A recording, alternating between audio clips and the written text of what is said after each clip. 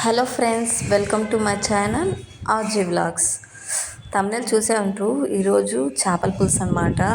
మా హస్బెండే చేశారు. నాకైతే చేపల పులుసు పెట్టడం రాదనమాట.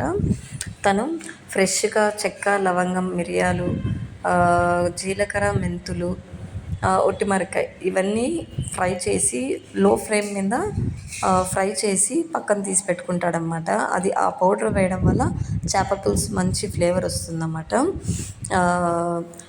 మళ్ళా తర్వాత ఈ పల్లీలు, కొబ్బరి అవి కూడా వేయించుతారన్నమాట. తర్వాత వాటిని ఒక మిక్సీలో వేసి పౌడర్ చేసి పక్కన పెట్టుకుంటాడు.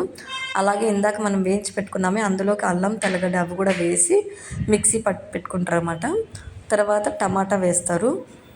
టమాటా పేస్ట్ కూడా పక్కన పెట్టుకోవాలి. ఆ తర్వాత పచ్చిమిర్చి, ఎర్రగడ్డ మనం పేస్ట్ చేసి పెట్టుకున్నాంగా, ఇంతవరకు గ్రైండ్ చేసుకున్నవన్నీ పక్కన పెట్టుకుంటారు.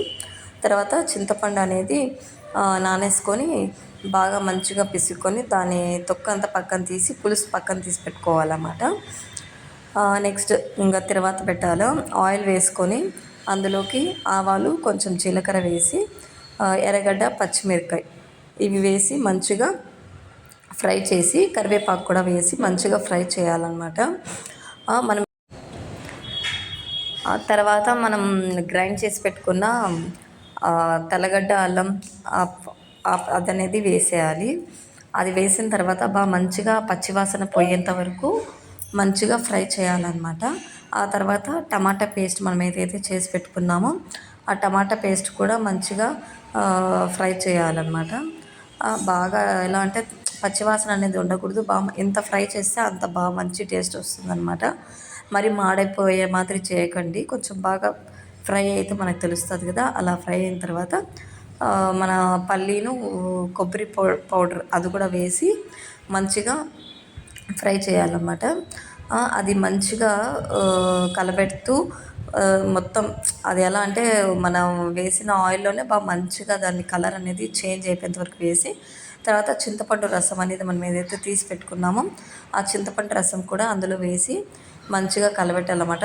అవి ఉంటలు లేకుండా మంచిగా మిక్స్ చేస్తూ కలబెట్టిన తర్వాత అందులోకి కొంచెం ధనియాల పొడి, మిరప్పొడి వేసి బాగా మంచిగా కలబెడుతూ ఉండండి.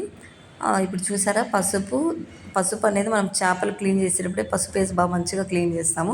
అయినా కూడా దీనిలో కొంచెం పసుపు,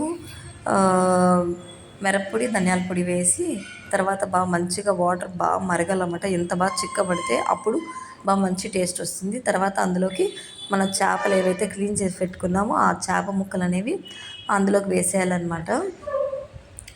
ఇంకా చేప ముక్కలు ఒకటి తర్వాత ఒకటి నీట్గా జస్ట్ అట్లా పైన పెట్టండి అంతే. తర్వాత ఒక గరిటె తీసుకొని కొంచెం కిందికి ప్రెస్ చేయండి. అని కలబెట్టేసామంటే ముక్కలన్నీ పీచు అంతా వెళ్ళిపోతుందన్నమాట. కొంచెం నీట్గా మనం ముక్కలు వేసేటప్పుడు మటుకు కొంచెం బాగా చేయాలన్నమాట, నీట్గా పెట్టేటప్పుడు. తర్వాత కొత్తిమీర వేసి మంచిగా దాన్ని కొంచెం కొత్తిమీర కొంచెం ఎక్కువగానే వేయండి, టేస్ట్ బాగుంటుంది. Thanks for